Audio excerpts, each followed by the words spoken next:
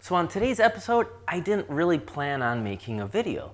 I was working on a project for a client and realized, hey, there's a pretty good woodworking lesson here. So I thought I'd share it with you today.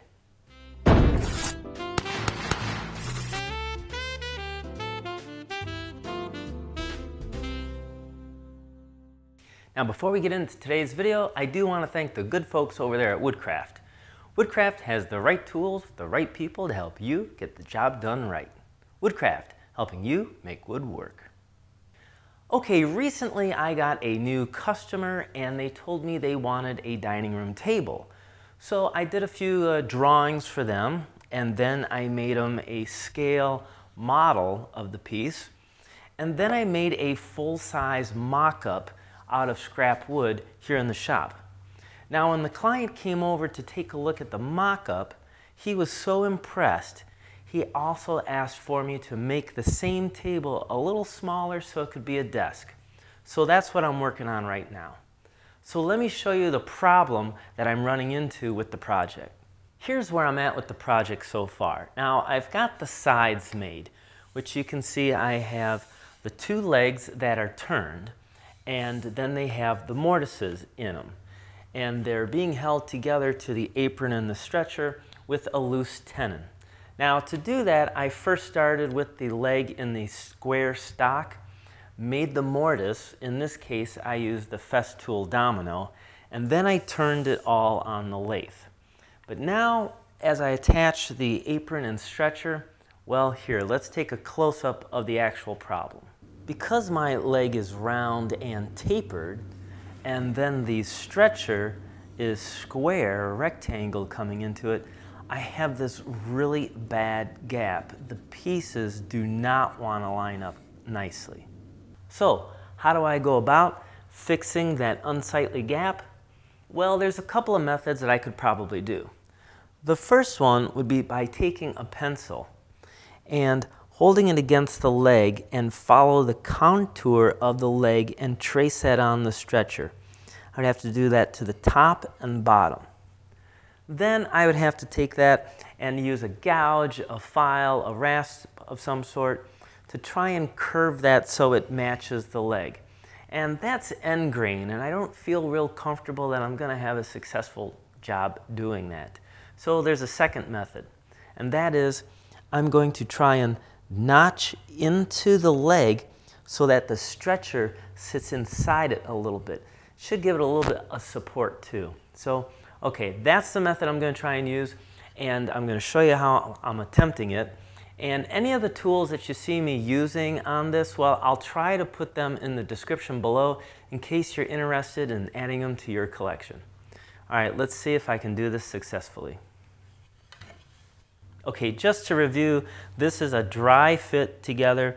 I already have the mortise on both of the pieces with that loose tenon floating in it. And for all intents and purposes, I like my angles and I like how it's looking other than the gaps here. So the first thing I have is this marking knife.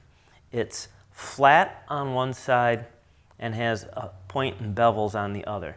And what this allows me to do is I can lay it flat on the stretcher and have it touch right up to that leg, and I'm just going to scribe a line on it. And I'm going to do this on all four sides for all four legs.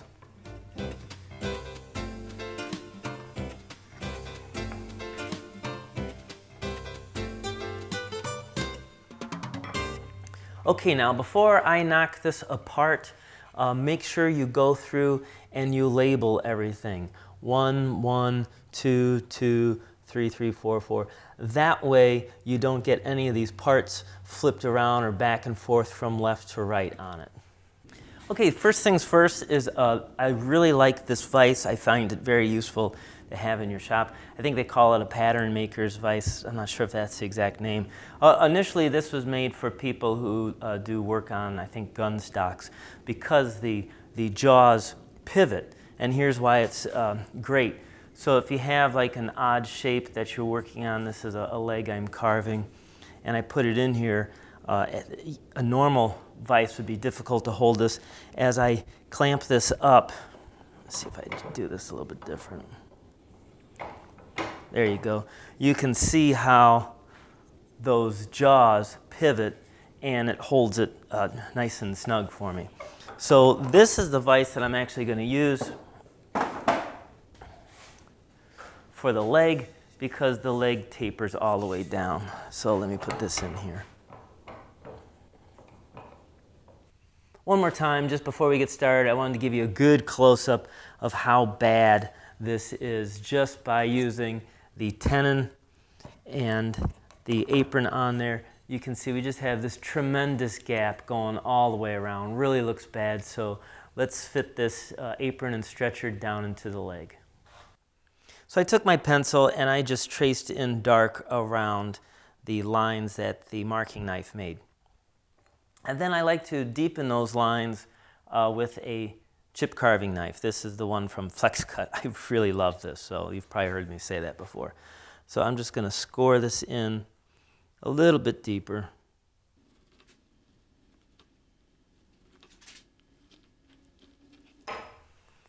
Okay, now I have this saw. I think it's by Zona. And I got a set of these. They come at different thicknesses, so the kerf on it is very, very small.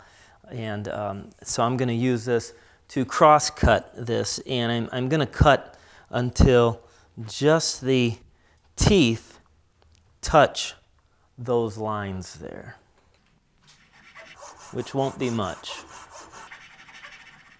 Okay, I think that's it. All right, then I got a chisel here. In this case, it's 3/4 inch because that's the material that I'm dealing with. And I just want to relieve a little bit behind here.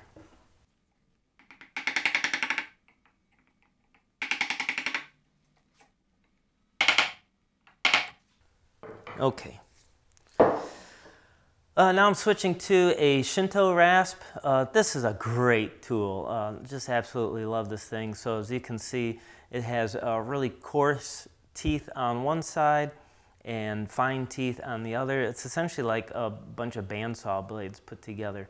What I like about this, it gives me a nice wide surface so I can keep things flat. And what I'm going to do is I'm going to use the rasp on it. And again, I just want to shave down to these lines just to make that flat. I don't want to go past that.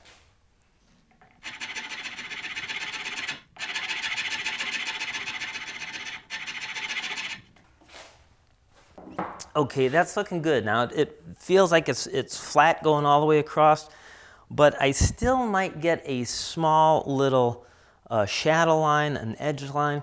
So I'm actually going to try and come, I'm exaggerating this, but I'm going to try and come down actually into the leg, leaving a little wall, if you will, on the side here, like, almost like a stop dado.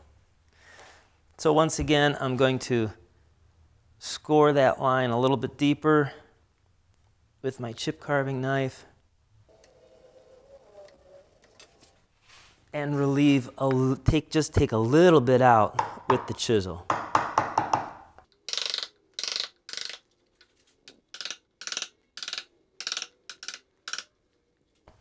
And I have to relieve the stuff in the middle now.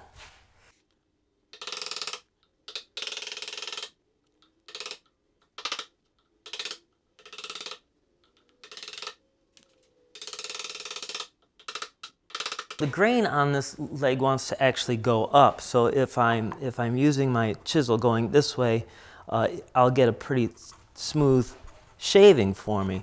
But I want to work down this way, and that means I'm going against the grain, and I'm getting some tear out. So what I'm going to do is, with the bevel up, I'm actually going to go from side to side and kind of create a small slicing action with it. I'll work that both directions.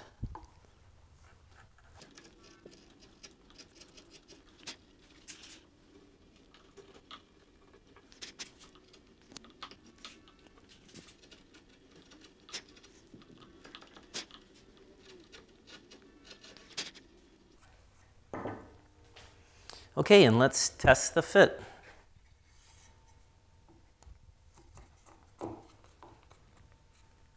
Ah, much better. No gaps. All right, so let's work on the bottom one now. So once again, I traced around the marking knife lines with a pencil, and I'll go through the exact same procedure.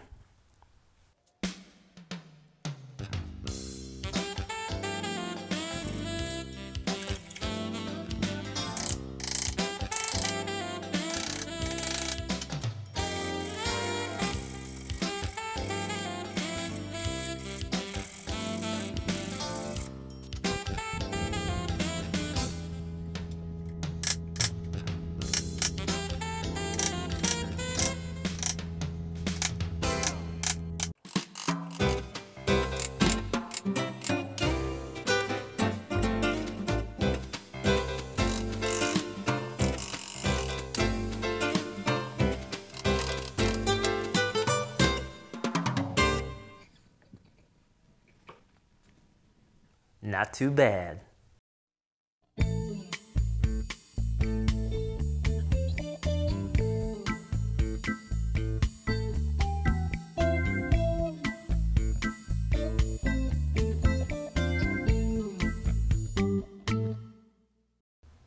So that's my method that I'm using to put these square stretchers into round legs. Now, I mentioned that I'm building a dining room table that will look very similar to this. Some things that'll be different, obviously the size. It's going to be a lot bigger. Also too, on the dining room table, the mortises will be a lot larger, and the tenon, it won't be a floating tenon. The tenon will actually be cut out of the apron and the stretcher. Also too, it's worth noting that you can see from the side that the legs have some rake to it, and also too, the dining room table from the front and back will have some splay to it. So it's a little bit more complex, but not too difficult. Now, I haven't decided if I'm going to film the making of that dining room table or not. If you're interested in seeing that, maybe leave some comments below. If you're not interested, don't worry, you're not going to hurt my feelings. I can actually work a whole lot faster when I don't have to set up cameras, lights, and sound. Okay, as always, if you have any questions on a project you're working on in your shop, feel free to write me at woodshopintime@gmail.com, because after all, my whole goal is to make you a better woodworker. Thanks so much for watching, and until next time, keep on dancing.